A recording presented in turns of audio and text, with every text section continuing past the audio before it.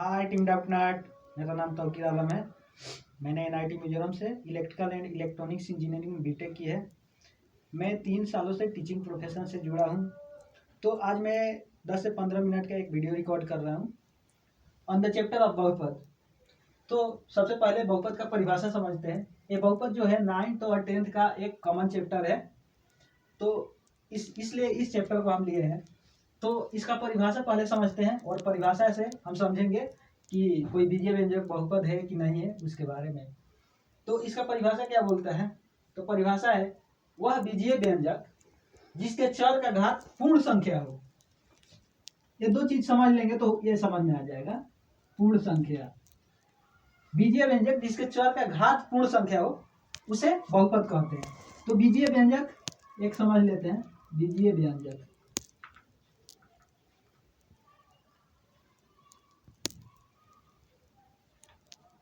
तो बीजीय व्यंजक इसको बोला जाता है कि वह व्यंजक जो चर अचर और जो मैथ में जो ऑपरेटर होते हैं उनसे मिलकर बने होते हैं उसको बोलते हैं बीजीय व्यंजक। चर क्या होता है? एक्स वाई जेड ये सब चर है। अचर क्या होता है? जैसे कांस्टेंट टर्म कोई भी 4 5 ये सब अचर है। तो इस सब को मिला दिया जाए तो एक हमारा बनता है जैसे 2x + 3y - 5। तो ये सब हमारा क्या है? ऑपरेटर है, मैथमेटिक्स ऑपरेटर है। तो बीजीय व्यंजक बन गया हमारा, कई पदों के मिला दिए।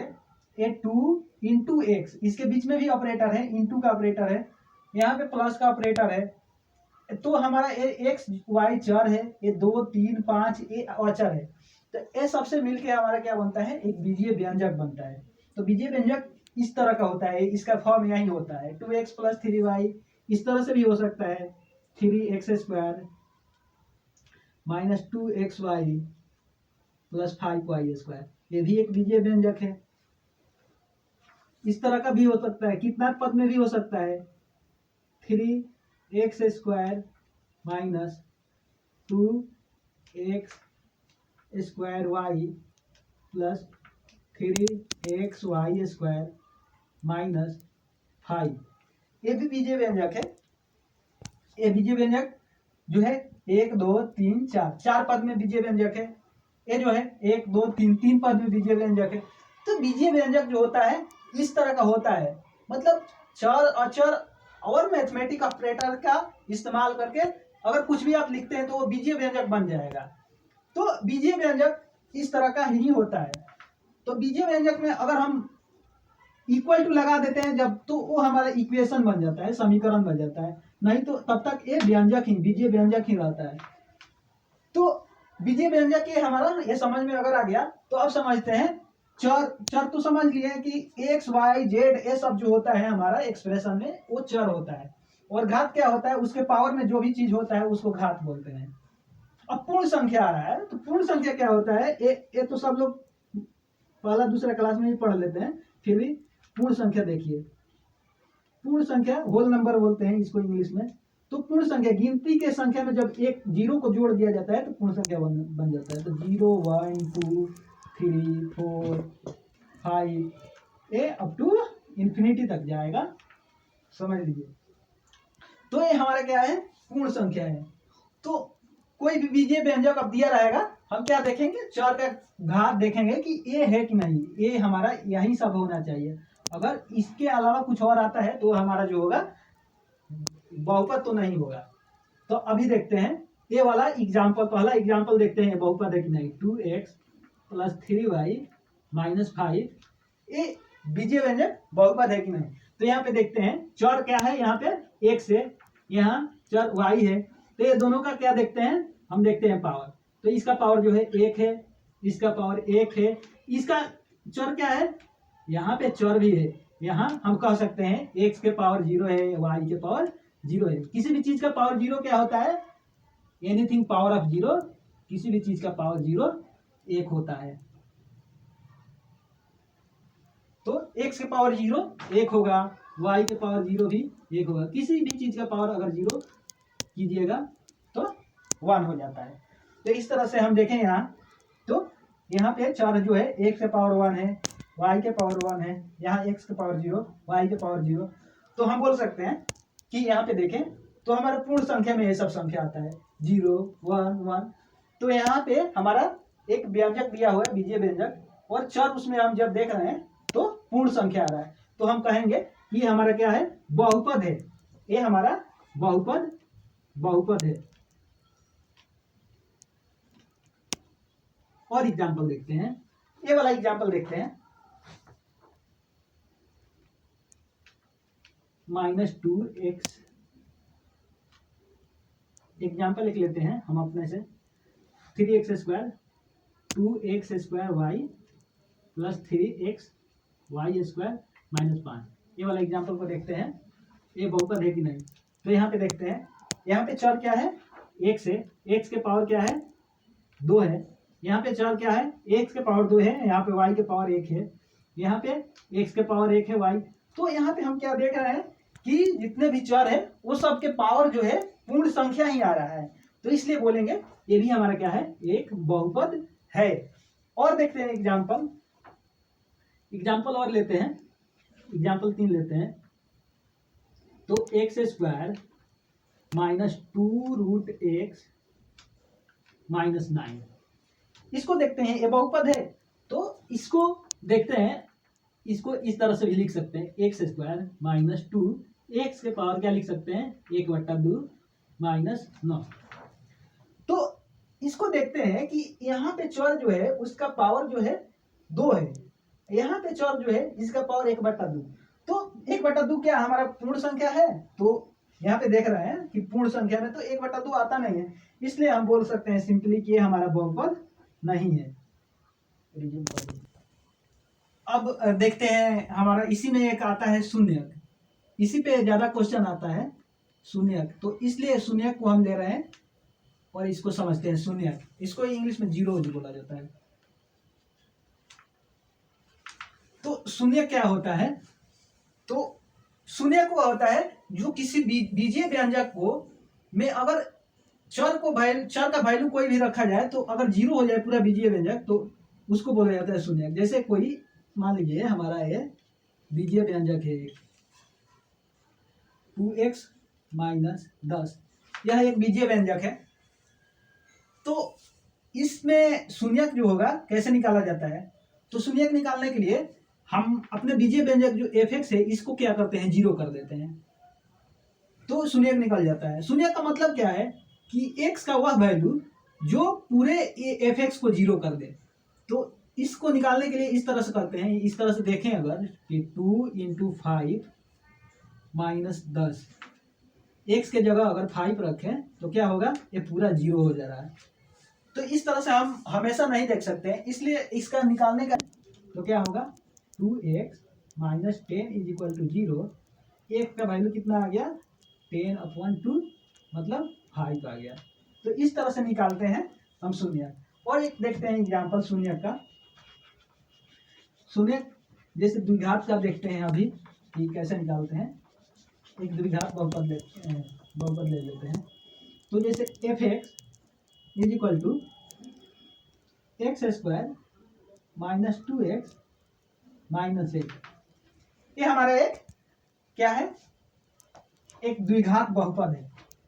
तो इसका शून्यक निकालते हैं। शून्यक निकालने के लिए हमारा क्या है, प्रोसेस यही है कि fx को सबसे पहले क्या करें 0 कर ले। तो fx को 0 कर लिए, fx क्या है हमारा x² -2x -8 = 0। तो अब करते क्या है, फैक्टराइजेशन मेथड से x का वैल्यू हम निकालना चालू करते हैं। तो x² फैक्टराइजेशन में क्या करते हैं, मिडिल वाले पार्ट को 2 टर्म से लिख लेते हैं। तो 2 टर्म में लिखेंगे इस तरह से कि इसका जो कुछ चेंज ना हो, -2x ही रहे। तो अगर इस तरह से लिख ले +2x -4x तो क्या होगा -2x ही होगा। और अगर दोनों को मल्टीप्लाई करें तो प्लस माइनस 2 चौका 8, ये भी सेटिस्फाई होना चाहिए कि गुना करने पे कितना हो।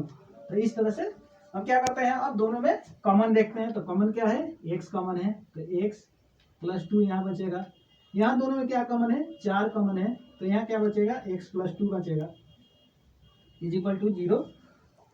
दोनों में है, इस दोनों में x + 2 कॉमन है, तो x + 2 कॉमन हम जब निकालेंगे तो यहाँ सिर्फ बचेगा x, यहाँ बचेगा -4 = 0। अब दो संख्या का गुणनफल जो है ये 0 हो रहा है, इसका रिजल्ट 0 आ रहा है। तो दो संख्या का गुणनफल 0 तभी होता है जब कोई एक संख्या 0 रहा हो। जैसे अगर दो संख्या गुणा करते हैं तो कोई एक संख्या जब 0 हो तभी जाके उसका गुणनफल 0 आता है। एक संख्या इसमें से 0 है तो 0 होगा, कोई इसमें से कोई एक संख्या 0 है तभी जाके 0 होगा, या दोनों संख्या 0 है तब जाके 0 होगा। तो कंडीशन है रिजल्ट 0 होने के लिए कि कोई एक 0 हो या दोनों के दोनों 0 है तब भी जाके कोई संख्या का गुणनफल 0 होता है। तो इसलिए हम कैसे निकालते हैं इसको, इस तरह से लिखते हैं, आइदर x + 2 का वैल्यू 0 रहा होगा तब जाके पूरा रिजल्ट 0 हुआ है, और x - 4 का वैल्यू 0 रहा होगा तब जाकर पूरा रिजल्ट का वैल्यू 0 हुआ है। तो यहाँ से हम कह सकते हैं कि x = -2 और x = 4। तो x का यहाँ पे कितना वैल्यू आ गया, -2 और 4। तो x का यहाँ दो शून्य का आ रहा है, -2 और 4। ये -2 और 4 को अगर इसमें रखेंगे तो क्या होगा, पूरा एक्सप्रेशन 0 हो जाएगा। तो इस तरह से शून्य निकाला जाता है, यही प्रोसेस शून्य निकालने का। तो अब हम द्विघात बहुपद देखते हैं, द्विघात बहुपद का शून्य कैसे निकाला जाता है। तो द्विघात बहुपद पहले सबसे पहले देख लेते हैं ये क्या होता है। द्विघात बहुपद, बहुपद कई तरह का होता है, टर्म के आधार पे, घात के आधार पे। जैसे द्विघात बहुपद होता है तो द्विघात बहुपद में घात 2 होता है, जिस बहुपद का घात 2 हो उसको द्विघात बहुपद बोलते हैं। तो जैसे इसका फॉर्म क्या होता है, द्विघात बहुपद किस फॉर्म का होता है, ax² + bx + c = 0। ये द्विघात बहुपद का फॉर्म है। और यहाँ a = not 0, क्योंकि a 0 हो जाएगा तो ax² वाला टर्म गायब हो जाएगा, फिर द्विघात रहेगा नहीं। तो इसलिए एक कंडीशन है कि a का वैल्यू 0 नहीं होना चाहिए द्विघात बने रहने के लिए। तो द्विघात बहुपद, जैसे एग्जाम्पल देख लीजिए द्विघात बहुपद का, x² + 5x - 9, ये भी एक द्विघात बहुपद है। 2x² - 5xy + 6y², ये भी एक द्विघात बहुपद है, इसका घात जो है 2 है। तो द्विघात बहुपद का अब शून्यक निकालेंगे हम, द्विघात बहुपद का शून्यक कैसे निकाला जाता है और क्या मेथड है। तो द्विघात बहुपद का शून्यक जो है, एक एग्जाम्पल लेते हैं, जैसे x² - 7x + 10 fx = इतना है। तो इसका जो है कैसे शून्यक निकाला जाएगा, तो शून्यक निकालने के लिए हम बताएं कि क्या करें, fx को 0 कर दें। तो fx को 0 कर दिए, 7x² - 7x + 10 = 0। तो इसको क्या करें, x², इसको दो पार्ट में तोड़ेंगे तो क्या हो जाएगा, 2x - 5x 7x हो जाएगा, तो गुना करने पे 10 भी आ जाएगा। तो इस तरह से x - 2 कॉमन लेने पे x, यहाँ से -5x - 2, तो यहाँ से x - 2 कॉमन ले लिए तो बचा क्या, x - 5। तो वही अलग बात है कि 0 आ रहा है दो संख्या का गुणनफल, तो या तो a 0 रहा होगा या a 0 रहा होगा तभी जाके आ रहा है। तो x - 2 = 0 और x - 5 = 0। तो x = 2 एंड x = 5। तो यहाँ शून्य कितना आ गया, 2 शून्य आ गया।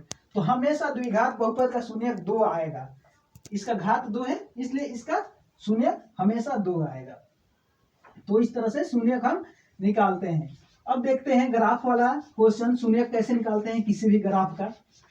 तो ग्राफ वाला एक क्वेश्चन देख लेते हैं।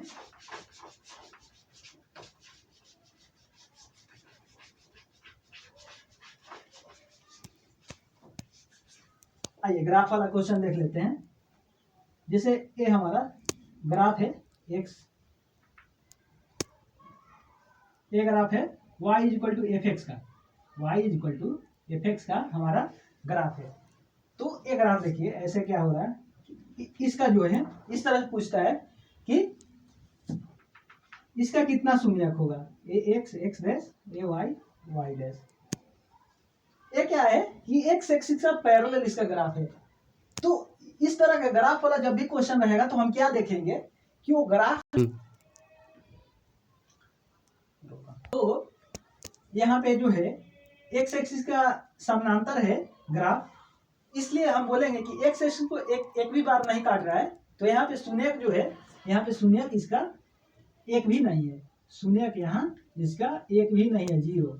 और एक ग्राफ देखते हैं यहाँ पे y is equal to f x का, ये क्या है कि इस तरह से है ग्राफ।